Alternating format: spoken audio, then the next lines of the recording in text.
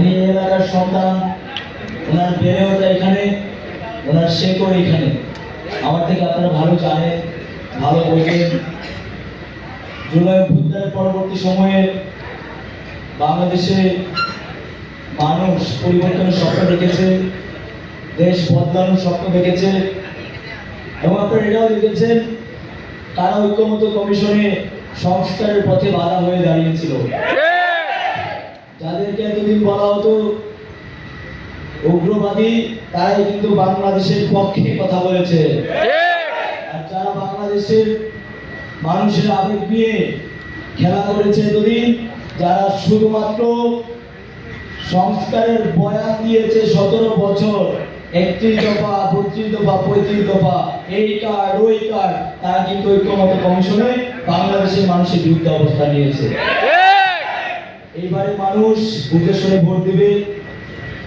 আপনারা যারা তরুণ রয়েছেন, যুবক রয়েছেন, আমাদের দায়িত্ব যোগ্য প্রার্থী নির্বাচন করে সংসদে পাঠানো।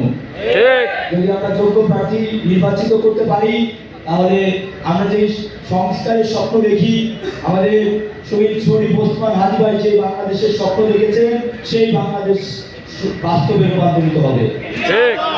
আমরা সেজন্য ঢাকা 13 আসনে সবাই এক হয়ে, ঐক্যবদ্ধ হয়ে আমাদের আল্লামা মামুনুল হক সাহেবকে জয় করতে পারবো। জয় করতে পারবো ইনশাআল্লাহ। 12 তারিখে জয় হবে ইনশাআল্লাহ। অনেকেই কিন্তু আন্দোলন নির্বাচনের দিন বিভিন্ন বিশৃঙ্খলা তৈরি করার চেষ্টা করবে, ভোট ডাকাতি করার চেষ্টা করবে। আমরা কি ভোট ডাকাতি হতে দিব? আমরা বিশ্বাস করি ঢাকা 13 আসনের মানুষ যদি বাইচা থাকে, তাহলে ঢাকা 13 আসনে ভোট ডাকাতি হতে দিবে না। সন্ত্রাসীদের জায়গা ঢাকা 13 আসনে হবে না, সন্ত্রাসীদের অবদান ঢাকা 13 আসনে হবে না। এই দায়িত্ব আমাদের, এই দায়িত্ব আপনাদের। আমরা ইনশাআল্লাহ রিকশা মার্কাকে 12 তারিখ ব্যালট বিপ্লবের মাধ্যমে সংসদে পাঠাবো ইনশাআল্লাহ। পারবো ইনশাআল্লাহ। আছে আছে, আমাদের সরকার আছে আছে, কৃষক শ্রমিকের মার্কা আছে আছে, ঢাকা জেলার মার্কা আছে আছে, এই আলেমুল আমাদের মার্কা আছে আছে, কারুনের মার্কা আছে আছে, সাদাওয়াতের বিরুদ্ধে মার্কা আছে আছে, সন্ত্রাসীদের বিরুদ্ধে মার্কা আছে আছে।